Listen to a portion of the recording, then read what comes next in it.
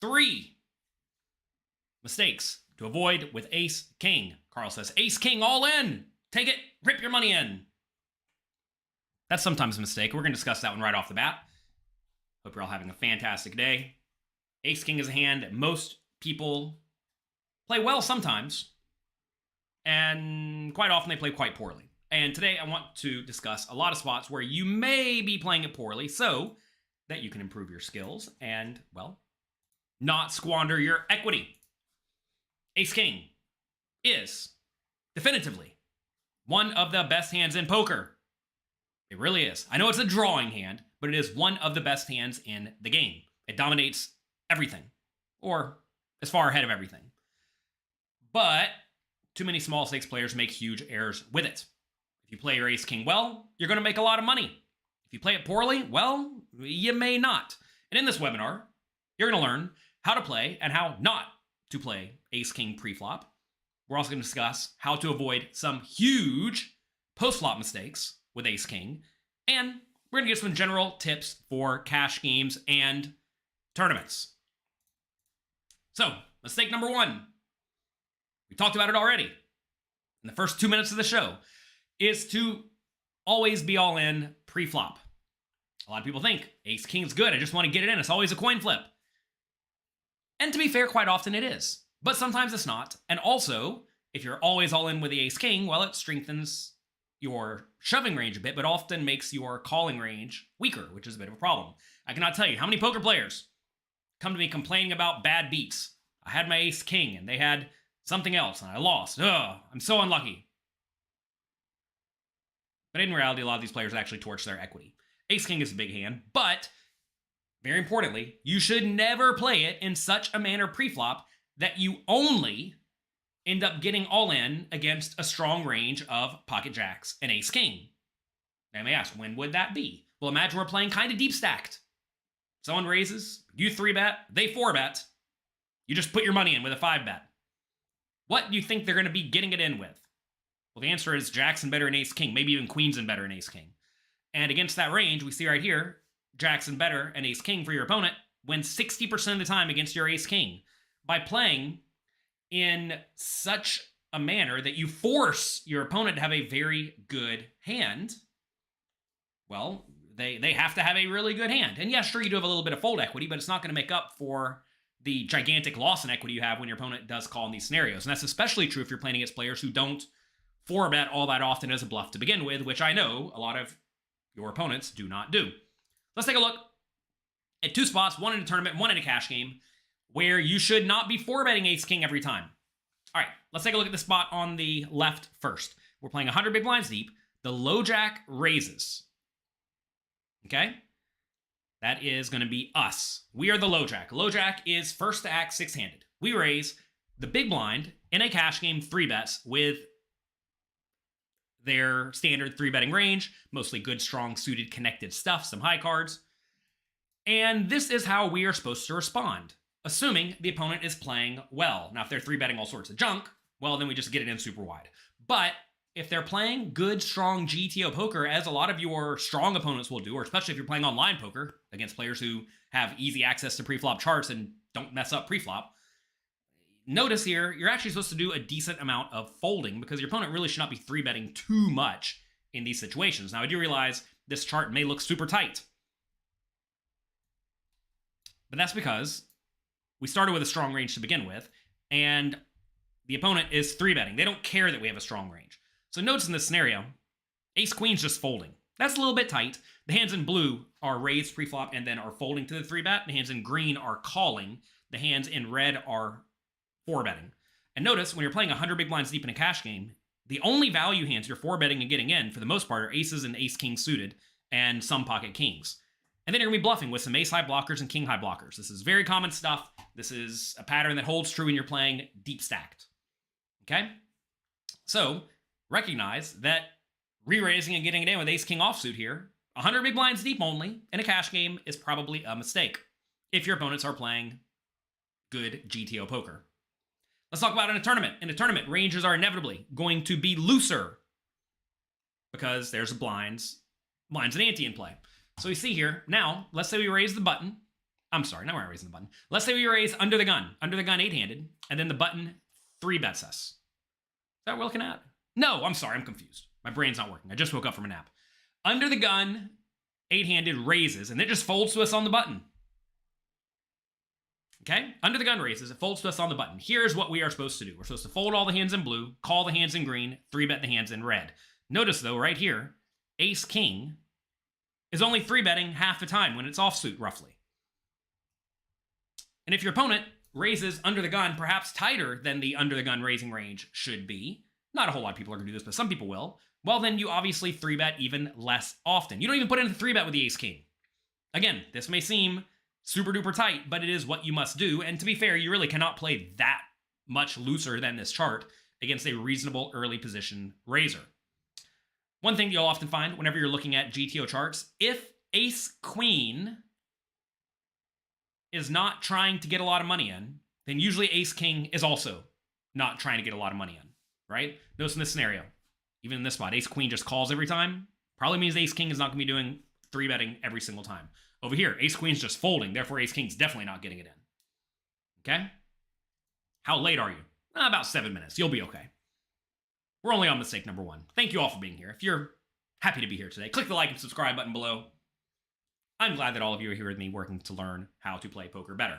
So anyway, that's mistake number 1, because in this situation, if you re-raise in either scenario against your opponent's already strong range, because under the gun is going to be raising with a strong range, and the big blind is going to be 3-betting with a strong range, what are they going to put their money in? Well, only good hands, right? And if they're only putting their money with good hands, that's bad for ace-king, because we see right here, ace-king only has 40% equity against Jackson better and ace-king. Again, you have some fold equity, but usually not enough to make up for it. What does UTG 8 mean? This means under the gun 8-handed. In a lot of tournaments today, you're playing 8-handed or you're playing 9-handed and somebody's not at the table. UTG 8 means under the gun 8-handed. It's a way to be a little bit more precise with your position. All right, mistake number 2. Not adapting post-flop with ace-king. All right, so you raise or 3-bet with ace-king or any other strong hand, and your opponent calls. But then the flop comes and you miss, or you get a bad flop in general. A lot of people think, I have ace-king. Ace-king's good. I'm going to put a lot of money in the pot. You have to realize that just because ace-king is a strong pre-flop hand does not mean that it will stay strong after the flop. Sometimes you get a terrible flop, both for ace-king and for your range in general. Okay? Just because ace-king is a strong hand, just because it could make top pair by the river, does not mean that you have to stay in the pot by the river. And also, even if you flop a strong hand, sometimes it's going to get way worse. Like imagine you flop top pair, then it runs out a 4 straight or a 4 flush and you don't have it. It's not a good hand anymore. You have to get out of the way. Let's take a look at some examples. All right, we have ace-king. We are playing 100 big blinds deep in a cash game. We raised it up to $10. This is even ace-king suited, a nice one. 2 people call, 10-7-7, big blind checks. What should we do? Take a second, think about it, write in the comment section. While you're down there, click the like and subscribe button. Click the notification bell. I like doing these live webinars with all of you in the middle of the day. It's a nice time for me, hopefully a good time for you. If you're watching the replay, hello. I appreciate you being here too. This is just an easy check fold. Don't even try to put money in the pot here. You have to realize that the button calling range should have some number of 10s and 7s and straight draws. And the big blind calling range should have a lot of 10s and 7s and straight draws. And against that range, you're just not in good shape. Check and fold, be done with it. Instead, this player bets. They get called and then they get raised. This is an actual hand someone sent me, by the way. Everyone's saying bet. You're betting far too often in multi-way pots. Far too often. You're torching your money betting here with ace-king. So now, facing the bet and the raise, this is an even easier fold. Now look, I can forgive you for perhaps continuation betting the flop. You'd much rather have a hand like ace of clubs, king of clubs, by the way, to continuation bet the flop, because then you have some backdoor equity. Now we have an easy fold, right? Rebecca says this is a range check, meaning on the flop you should check with everything, and it probably is. You have to realize when you don't have a whole lot of nuts, and your opponent has, or both opponents have, some nuts, you have to do a lot of checking multi-way, especially when you are not the player on the button. Anyway, easy fold. This player, though, thought, oh my god, bad beat. How can I fold? and they called. That's a blunder. This is a real hand. Turns a jack. The opponent bets $50. Do I need to tell you this is an easy fold? At this point, we lose to everything. But this player told me, look, we have a straight draw. And we have top pair draws. And this is just a terrible spot. We have an easy fold. Now, look.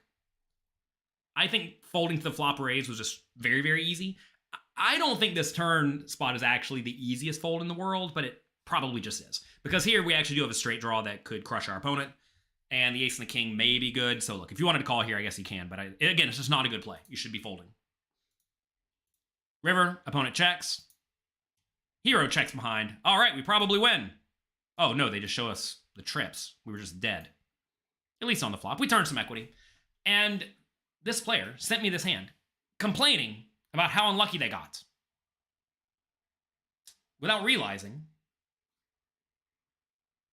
that in this situation, you should just not even put any money in on the flop. Just check and fold. When should you bet the flop? When you miss. When you have some sort of decent equity, assuming it's a spot you want to bet to begin with. But like Rebecca said in the chat here, on spots like 10-7-7, we don't have a whole lot of sevens, and both our opponents do. You don't want to bet a lot to begin with, and maybe not even any at all. There's a lot of spots multi-way where you should be checking with everything. We discussed this thoroughly in the Cash Game Masterclass and the Tournament Masterclass at pokercoaching.com. Check those out if you have not already. I'm going to give all of you free access to that at the end of this video. How's that sound? You all want free access to my Cash Game Masterclass and Tournament Masterclass? I might as well give it all away for free. Why not? All right. This is a real hand. LOL. Yeah. Yeah, I mean, it's a mistake. It's a mistake a lot of people make because they had ace-king and they think it's a good hand. And they stick around with it no matter what. All right, ace-king. Let's try it again. We raise it up. Cutoff calls. Big blind calls. 10-8-6. Big blind checks. Should we bet this or not?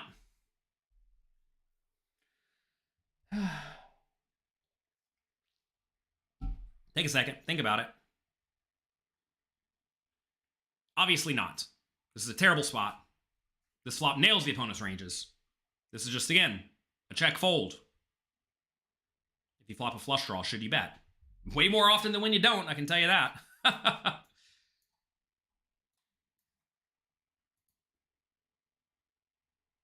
Check, check, check. Turns a 4. Big blind bets, $15. Small bet, half pot. Take a second, think about it. Benji sure seems to like to bet. I will tell you that betting is only good when, in multi-way pots, when you have a decent range and nut advantage, and also when your opponents are not going to raise you off your equity very often at all. If they're raising at all, it becomes really, really bad to bet because then you're just putting money in with hands with some equity and you have to fold. This is just a fold. We don't have anything. Fold. Be done with it. Move on with your life. Let's take a look at another one. Ace-king. This is in a tournament. 60 big blinds deep. We raise it up. Big blind calls. Ace. Jack. 6. Big blind checks. Should we bet this one?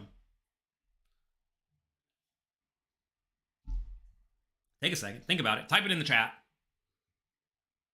If you know a friend who's bad at playing ace-king, get him on the phone. Tell him to get in the show. Here, we have a very, very nice spot to bet. Why?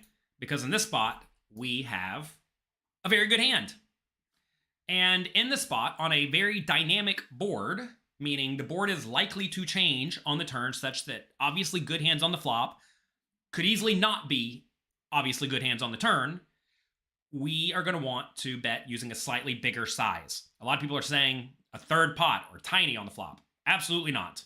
This is a spot where you're going to want to use a big size. I might even bet bigger than 3K here if I was playing this. This is a spot where when you bet with a hand like ace-king or ace-queen, it's a hand that's almost always good, but is very vulnerable to being outdrawn. In that scenario, you want to be betting bigger. On boards, referred to as dynamic boards, where there is no straight or flush available, but there is a draw available. In those spots, you usually bet more polarized and using bigger sizes in general. Okay? And this is a very, very clear example of that. We bet, opponent calls. Turns a queen of clubs, opponent checks. Take a second, think about it. What do we do on this turn? We're still kind of deep stacked.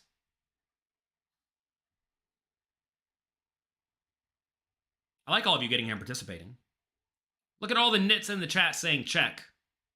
Check, check, check, check, check, check, check, check, check, check, check, check, check, check, check, check, check. Well, that's the right answer. This is a very, very bad turn for us. At this point, we lose to a lot of hands. Queen Jack, very clearly. King 10, very clearly. Flushes, very clearly. And the problem here is that if we bet and get raised, it is an absolute disaster, right? But if we check it back and the river is a blank, we can easily call. And if the river is a flush, we can probably just fold to a bet. Our hand started off really strong pre-flop, was pretty great on the flop. Pretty great on the flop. And then on the turn, it got substantially worse. So, check it back. This player, though, again, real hand, bet. And, to be fair, quite often you're not going to get punished here. Quite often your opponent's just going to call with some worse hand. The thing is, though, that when you extract a little bit of value here, it's just a little bit of value, right? Whereas in this scenario, when you bet and get raised, now all of a sudden we have to play for a ton of chips. And that's terrible. And the problem is that if your opponent is loose, aggressive, badly, they may raise here with any ace of clubs or king of clubs, 10 of clubs for all I know, right? And obviously that's not a good situation for you at all. Anyway, we get raised, of course. Now, it's a terrible scenario. Who'd have thought? And look, in reality, in most small stakes games, this is just a fold. It's so annoying. I would hate to fold here, which is why I don't bet to begin with. You always want to ask yourself, would I really hate to have to fold this hand? If the answer is yes, well then don't bet it. It's okay to check. I think a lot of people, again, think with hands like ace-king or top pair, top kicker, that they just have to try to put money in the pot because it's probably good. It probably is good. But not if your opponent wants to put all the money in the pot. Thanks to Missy for subscribing on Twitch. Thanks to all of you for clicking the like and subscribe button. I see all of you doing it. I appreciate all of you. This player decided to rip it in. And they told me they ripped it in here because they thought they were probably good and they didn't want to get outdrawn. You ever thought that? You ever thought my hand's probably good, but I don't want to get outdrawn, so I'm just going to shove it in? A lot of people think that all the time. I see the comments you leave me in YouTube. A lot of you post YouTube comments saying, complaining about a bad beat. And then you think, well, I probably have the best hand. They probably have some sort of draw. I'm just going to rip it in and make them fold. And the thing is you actually will make them fold sometimes. And it feels good when you get them to fold because you know whatever they're folding probably has some equity with a club, right? The problem, though, is that when they call, you lose. You're dead or close to dead. What happened this time? We got called. Dead. Who'd have thought? Again, this is a hand sent in to me as a bad beat. Can you believe that my ace-king went down to king 5 suited? Unbelievable. Unbelievable. But no, not unbelievable. You played your hand in such a manner that it was obvious that you had a good hand, and you kind of forced your opponent to have a good hand to want to put their money in. And when that's the case, well, top pair is usually not good. Let's take a look at one more. Ace-king again. We raise it up in the cutoff. Big blind calls. Ace-6-5. Big blind checks. Would it be a better bet if they here had the ace of clubs? Sure. It's usually better to bet with additional equity. I would still not jam. I think jamming would be really bad. It would be fine to bet the turn. When you get raised, you just call. Jamming it in spots where your opponent should be very nut heavy is usually not a good strategy. All right, do we bet on ace, 6, 5, 2 diamonds with ace king, no diamond? What do you think? Easy bet. Also, you're going to want to use a bigger size in the spot because, again, the board is dynamic. We discussed this just a second ago. Notice, there is no straight available. There is no flush available, but there is a straight draw and there is a flush draw. Therefore, we're going to be betting using a bigger size. Who's this in the chat? Chris here says, if the board was more like a6-2, maybe we want to be betting a little bit smaller. Yeah, I think that makes sense. If this board was, well, I guess we don't have any good examples of this, but imagine there was a straight or flush already available. Imagine it's a6-5 all diamonds. You'd still want to bet this hand, but then you'd want to be using a small bet because there's already flushes available. Okay? And again, we're not necessarily betting to charge the draws because we would be using mostly a big bet size in general on this flop with all of our hands, whether or not we actually had top pair, right? We're betting because we have a bit of a range advantage. We do have all the nut hands in our range, which allows us to bet. And also the board is very dynamic, which allows us to bet big. We discussed this thoroughly in the tournament and cash game masterclass. Make sure you check that out as soon as we are done here, because I'm going to give all of you access to it. We bet 3K. Opponent calls. Turns the 9 of diamonds. Could you ever overpot it? Probably not. The problem with overpotting it is that when you get action, you kind of force your opponent to have something really, really good. The last thing you want is your opponent to go around folding middle pairs and whatnot. They can easily call you and give you value. All right, turns the 9 of diamonds. What do we do? Check or bet? Do we ever check behind for pot control with the ace-king on the ace-6-5, 2 diamonds? Absolutely not. That would not be good. That would be very bad because our hand is almost always good, but it is very vulnerable to being outdrawn. You can check behind with a hand like ace-2, because with ace-2, sometimes you lose, right? Worst card in the deck. I don't know if it's the actual worst card in the deck, but it certainly is one of the actual worst cards in the deck. Any card that wraps around the 6 and the 5 that is a diamond is going to be really, really bad for me here. So we got a bad turn. Check. Try to get to the showdown. River's a 2 of spades. Opponent bets 7,000. 2/3 pot. Call or fold? What do you think? Actually, let's go back to the turn. Some people are saying barrel 60%. Absolutely not. If you bet the turn and get action, you are going to be in terrible shape. Did you forget the previous hand? In the previous hand, it was very similar, where if we get a lot of action, we're going to be in terrible shape. Here, if we bet the turn and get raised, we're going to be in terrible shape. Exact same scenario. Well, close enough to the same scenario. Anyway, on the river, opponent bets. Call versus a pro, fold versus a rec. Well, so it depends on what the rec is, right? Is the rec just going to bet every single time because they think they're supposed to bluff every time whenever it goes check on the turn? You have to be careful calling someone a recreational player and then presuming that they make all the same errors, because all recreational players do not make the same errors. They're going to be making errors, but not necessarily the same errors.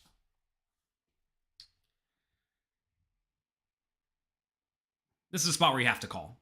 And I'm going to tell you why you have to call here. Because you beat some value bets. A lot of players in your opponent's shoes will value bet with an ace on the river. Max just says it right here, literally in the chat, the second I said it. They have worse ace X for sure. Exactly. When they value bet with worse ace X, you can't go around folding your ace X. Also, if they're sitting here with nothing, they're going to fold. Could they have nothing? Sure. They could certainly call our flop bet with 7-4, 7-3. Maybe stuff like King of Diamonds, Queen, all sorts of stuff. Not the opponent necessarily should have all these hands because they're going to raise some of them. They're not going to call all of them. But this is a spot where we have a super duper easy call. Yeah, we're going to lose a lot of the time, by the way. I want to make it crystal clear. We're going to lose a lot of the time. But this is a spot where we have a very, very easy call. The poker players sometimes fold the best hand pre-flop, knowing that the opponent might get lucky. No. You don't fold because you think the opponent might get lucky on me. What size would you use in the big blind shoes? Big blind should be betting tiny some portion of the time and big some portion of the time. Probably bigger than they used. They should usually be betting tiny with super nuts and then a lot of ace X, maybe even some 9X. And they should be betting bigger with probably like 2 pair and good flushes. 2 pair and other flushes. The nice thing about betting tiny with the good flushes, like ace and king high flushes, is if you bet tiny and get raised, you can load your money in, right? Anyway, they bet. Easy call here. Whatever we call. King 3 of diamonds. So look, a lot of people look at this spot and think, I lost this hand. And this player actually sent me this hand thinking it was a bad beat. But I actually think this player played the hand perfectly because they raised pre-flop, big blind called, fine, got value on the flop, turn was terrible for you, checked it back, great. River, the opponent bet, you didn't raise, that's good. And we lost some money, but if you take a look at this, we lost a whopping 12 big blinds with top pair, top kicker. It's fine. Sometimes you're going to lose hands, and that is A-okay. So that was mistake number 2. Not adapting post-flop with ace-king. Max says we lost the minimum there. And some people, they think we didn't lose the minimum. We could have folded on the river. We should have folded on the river. But no, you should not fold on the river. This would be a ridiculous fold on the river. And a lot of people in their minds think that they are supposed to play as if they could see their opponent's cards. But you cannot see your opponent's cards. You should play as if you could see your opponent's range. But even then, you can't see your opponent's range because you don't know what a lot of people are doing. So this is a spot where we just have a very, very easy call. Sometimes you lose. Such is life. What bet size would we fold to on the river? It better be big. I mean, look, the thing is that when your opponent uses big bets, they start to just become polarized to the point that we are going to be in roughly a break-even spot, right? So if they are balancing the range perfectly, we now just want to block the flushes. That becomes a very, very important. It becomes very important to have a ace of diamonds or king of diamonds in our hand. Because when they are overbetting the river for like, whatever, all in, or for 4x pot, or 5x pot, or 2x pot, they're saying I have a flush or I have nothing. And when they're saying they have a flush or they have nothing, then you want to block the flushes. Blocking the flushes becomes very, very important there.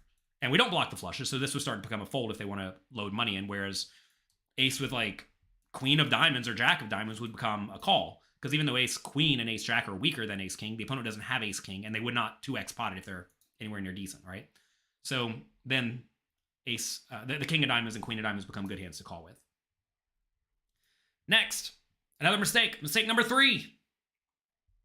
Not going for thin value with ace king. Many players lose a ton of value because they constantly see monsters in the closet, monsters under the bed, and they're scared that their opponent has them beat, and they do not go for enough value. You have to learn to extract value with ace king and all your other good value hands, because typically when you get to the river, that's where you actually can extract a whole lot of value. And if you don't, well, that's value that your opponent gets to keep. Let's take a look at ace king. We raise it up, big blind calls, king 10-5, they check. We're going to bet. In this scenario, we bet 7, which is third pot. We may want to even go bigger here. I guess, yeah, you can go either way. Opponent calls, turns to 2, they check. Should we bet the turn?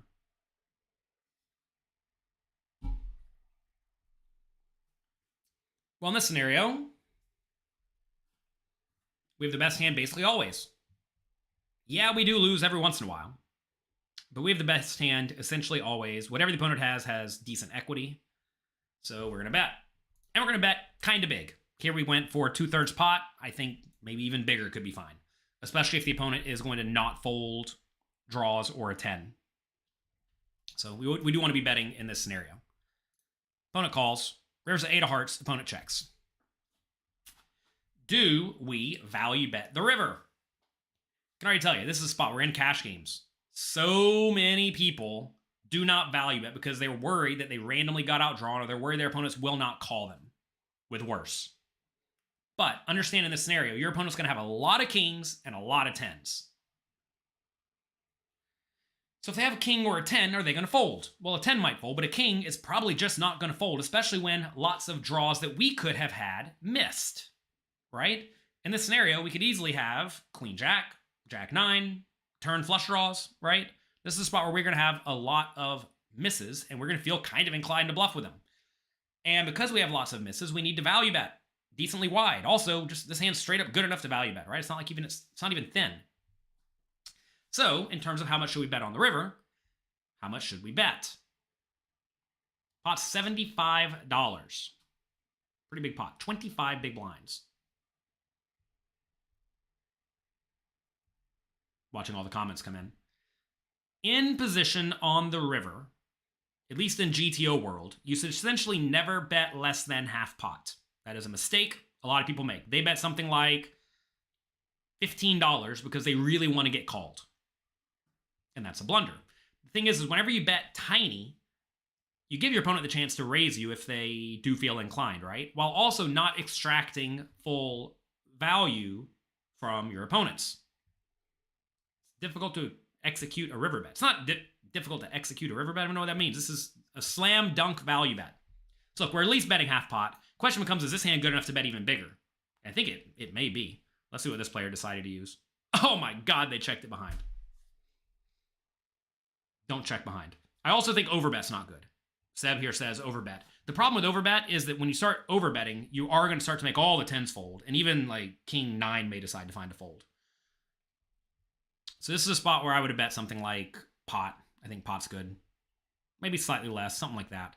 If you do think your opponent in a cash game is a little bit on the weak, tight, passive side, then perhaps you should bet closer to half pot.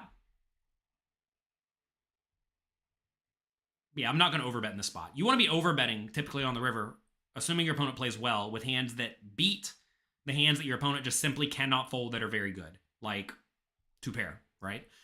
So you want to be overpotting it with stuff like sets. Maybe like king 10, although king 10 may not even be a good bet because it blocks your opponent's calls, right? So that's how you want to be thinking about these spots. Check, check, though. Opponent has king queen. Blunder. Blunder, because right here we missed out on $30, $40, $50, $60, $70, right? What a scared check back. I completely agree. Take a look at another one. We raise it up. Big blind calls. King 10-5. Opponent checks. There's a flush draw available. Are we scared? Should we check it back? Hopefully you all are catching on.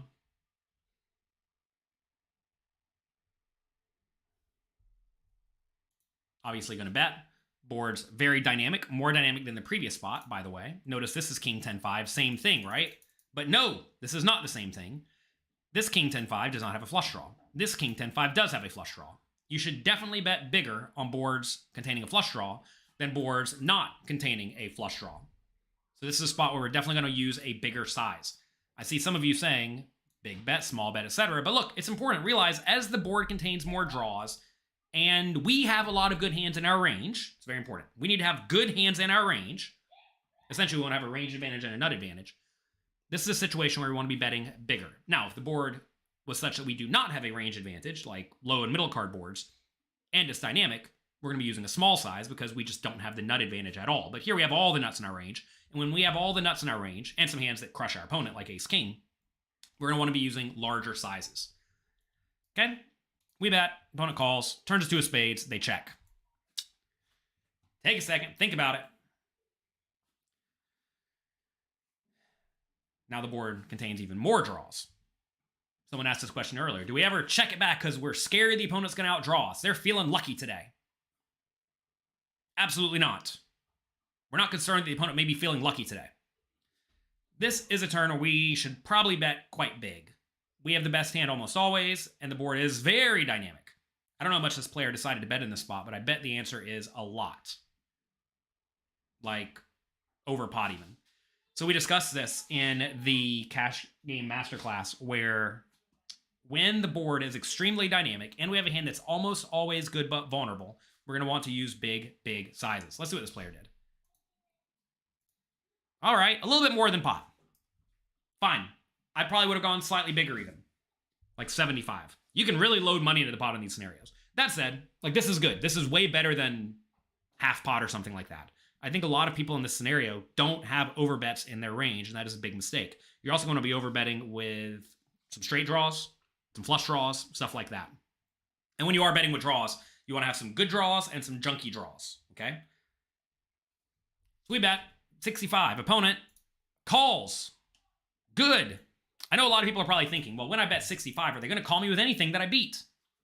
Well, are they going to call with king, queen? Obviously. King, jack? Obviously. King, 9? Obviously. Ace, 10? Probably. Straight draws, flush draws? Sure. Right? They're going to call with lots of hands like this. This is a spot where we have a very, very easy big bet, and they can call with a whole lot of worse stuff. Also, as the board is more dynamic, meaning it's more likely to change on the next betting round, that's really when you want to make big bets. We do make the big bet. The opponent calls. River's the 8 of hearts. Do we bet again? Can you all hear my kids screaming outside this door? Not ideal recording scenarios. You think they'll call and over it with a simple flush draw? What do you mean a simple flush draw? What is a simple flush draw? All right. I don't think a lot of people in a lot of games fold flush draws. They expect to have good implied odds. All right. Pot's 179. We have 211 left. In this scenario, maybe we could have some half pot bets. We have to be careful making half pot bets such that when you get jammed, it's a miserable spot with a lot of whatever value hands you have. I think bet 75% is especially terrible. This is a spot where I think our only option is all in. And you may say, if we go all in, can worse hands call? Well, yeah. Especially when all the draws miss, you're going to find that a lot of the worst hands are going to call because a lot of draws miss. When a lot of draws miss, this is a situation where if your opponent has king, queen, king, jack, king, 9, ace, 10 even, they're just going to find a call. Okay? So, rip it in. Go for value. Opponent calls. You think we win? The thing is whenever people shove right here and they get called and they lose, they think, oh my God, why did I bet? I should have just checked it behind. And that is a horrible mindset. As TJ says, at a stack to pot ratio of 1, all, or the vast majority at least of our bets are to go all in. Notice in this situation, we only have about 1 pot size bet left, a touch more, so we're going to be shoving. That's it. We shove, they call. King, queen. Unlucky for them. We crush them. Is the difference in this river just that there's a lot more draws? Well, understand the big difference here. What's the big difference between this hand and the previous hand? I'm going to tell you a giant difference. Let's go to the flop. After we bet the flop, for 2/3 pot and the opponent calls, how much money is in the pot? $49. In the previous hand, we bet the flop and the opponent calls. There's $35. The pot is like 1.5 times bigger in the second hand compared to the first hand. Okay? And then, when we bet big on the turn, because the board is very dynamic, notice only 1 flush draw here and a backdoor one. Over here, 2 flush draws. We're betting bigger. That makes the pot substantially bigger. Notice now we have only 1 pot size bet remaining. Over here, we bet the turn and the opponent calls.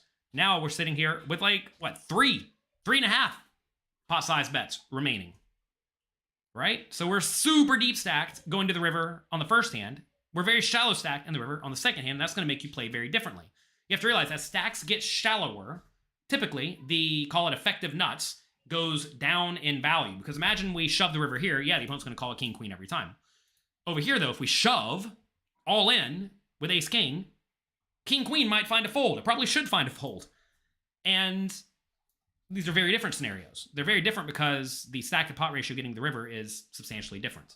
You think the opponent made the correct call. This is a very easy call with king, queen if your opponent is good.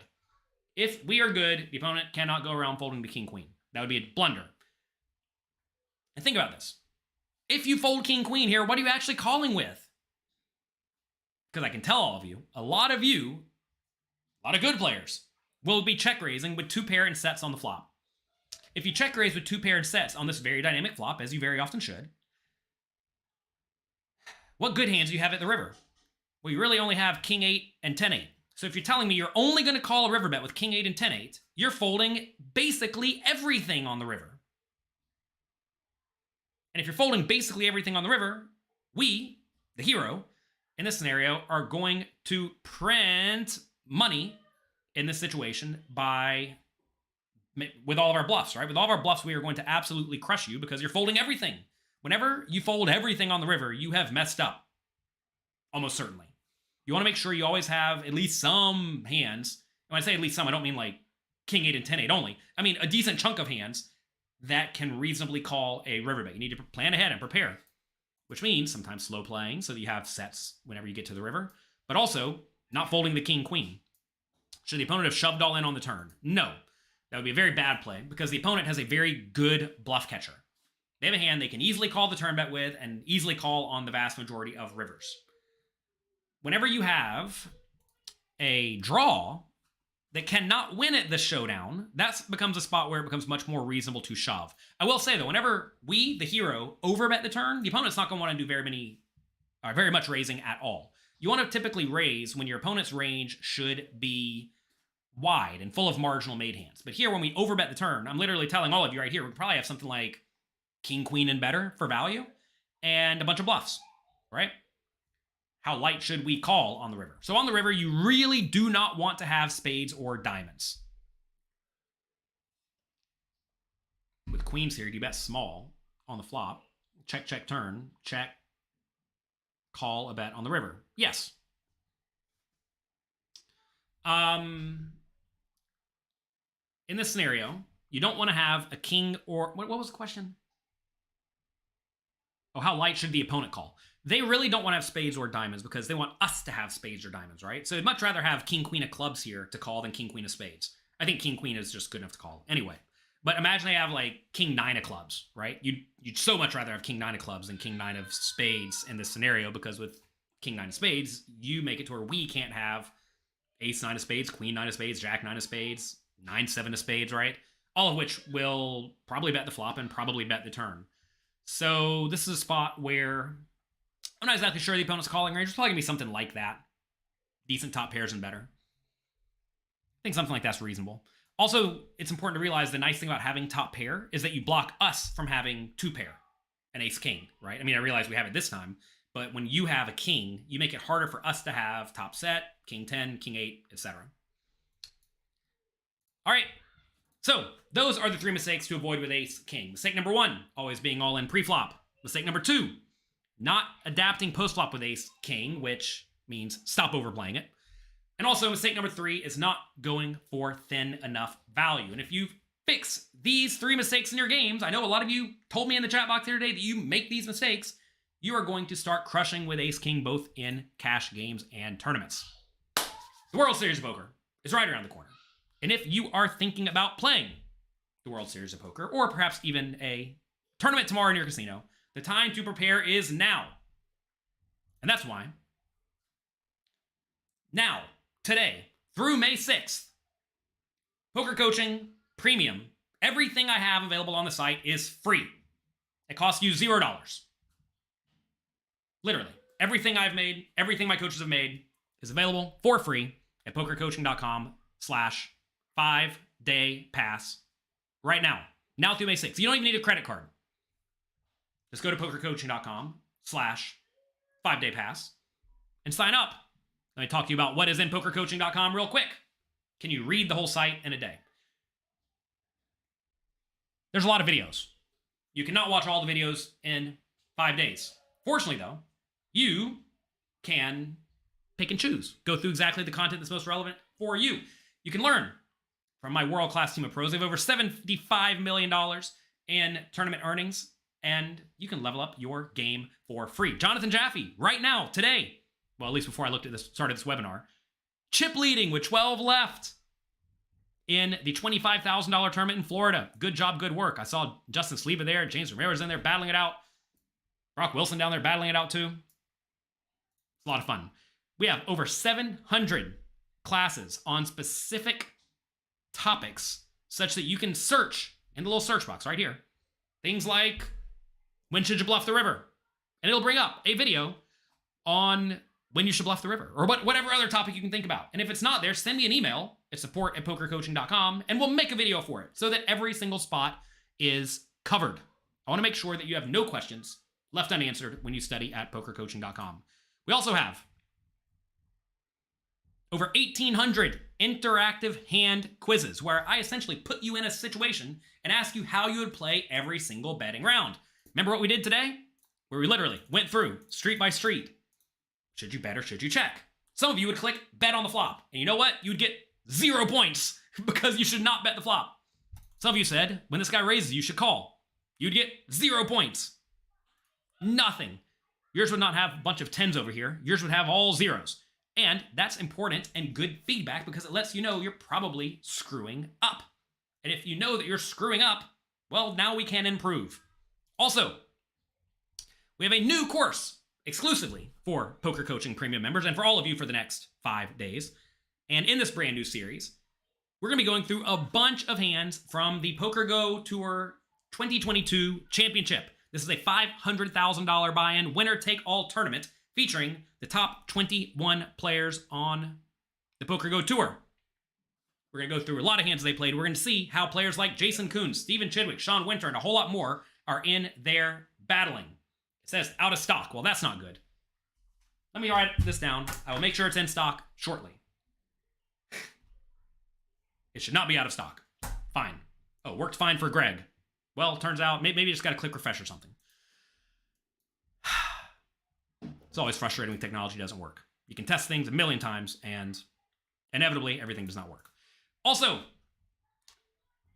in this World Series of preparation course, World Series of Poker preparation course, called Crush the World Series of Poker that we are literally releasing right now, you're going to get everything you need to know to crush the World Series of Poker. Our coaches, including me, will take you through pre-flop, post-flop, situations where there are payout implications, with a focus on how to make deep runs in big field tournaments. We actually have a large section of this course by Aram Zobian, who's been crushing the Poker Go Tour recently, but he actually final tabled the main event a few years ago, and he's also had other deep runs in that event as well. And he's an excellent player to learn from. He gets in there, he battles. Why is he wearing a hat? Because it's raining, of course. And he gets in there and battles hard. That's free for you as well. So anyway, I want you to all claim your free access pass right now. Everything I have made and everything my coaches have made at Poker Coaching Premium is free from now until May 6th. I don't really know what more you want from me. It costs you $0. Get in there, enjoy it, learn from the coaches. I have made a point to make the poker training site that I wish exists. I want the site to be interactive, engaging, high level. We also have a lot of basic content there as well in case you are new to poker. We have a fundamentals course at pokercoaching.com/fundamentals. That's always free. It's a 3-hour crash course to get you up to skill if you're new at poker. But then from there, if you are a tournament player, I strongly recommend you go through the Tournament Masterclass. It's going to take you about 40 hours. I realize we're only giving you 4 or 5 days, and you can get through it if you decide to grind it out. Look, I realize 5 days is probably not enough. Such is life. If you really learn a lot, maybe you can pay me a little bit of money, because it actually did take many, many years of effort and lots of time, lots of fun, lots of funds, and hope you learn a ton. Also, if you're a cash game player, we have a 40-hour-long cash game course. So make sure you check that out if you are a cash game player. We actually also just added an advanced tournament course. Tons of additional content discussing intricate scenarios in cash games and tournaments that you need to master to make sure that you are crushing the game. So make sure you check it out. Do you need a credit card? No. Do you need a debit card? No. It's literally free. You do have to give me your email address. I got to let you log in somehow. Sorry, that's the cost. You know what? I take it all back, everyone. It's not free. It actually costs an email address, okay? It's my funniest thing for me whenever people say something like, it's not free, you got to give your email, and now you're going to email me. Yes, if you give me your email, I am going to email you. And look, I'm going to try to get feedback from you. I'm going to want to know, did you actually learn anything? Did you enjoy the site? Do you want to sign up for the site to continue learning? Because we are constantly adding more and more high-level educational content to the site for you. This is not a site where we upload like one course and then we forget about it. No, we continuously add tons of content every single month. And the reason for that is because I am always continuously leveling up my skills from my hand-selected group of coaches. Y'all may not know this, but a lot of these coaches are literally the best players in the world. Justin Sliba, I haven't looked at his ranking recently, but he was literally number 5 in the world. We have Aram, who final tables the main event and crushes. We have Brock Wilson, one of the biggest winners in the game. We have Giraffe Ganger here. Super duper crusher online. He was number 1 player in the world in online tournaments. Jonathan Jaffe crushes the tournaments. He doesn't even play that often, but whenever he plays, he wins. Currently, chip leading with 12 left in the 25K. So anyway, that's that. Sounds like the kids in the background can't log in. LOL. Yes, kids in the background can't log in. Takes no credit card. Takes no money. Head over to pokercoaching.com/5-day pass right now. You have until May 6th. Learn a ton. Hope you enjoy yourself. Make the most of your opportunities. If you enjoyed today's video, click the like and subscribe button below. If you cannot sign in for whatever reason, send us an email at support@pokercoaching.com and we will figure it out. Ace King always loses fold. If you have that mindset, you're probably not going to make it. Good luck, have fun. Check out pokercoaching.com/5-day pass to level up your mindset and to level up your poker skills. I'll talk to all of you next time. Thanks for being here.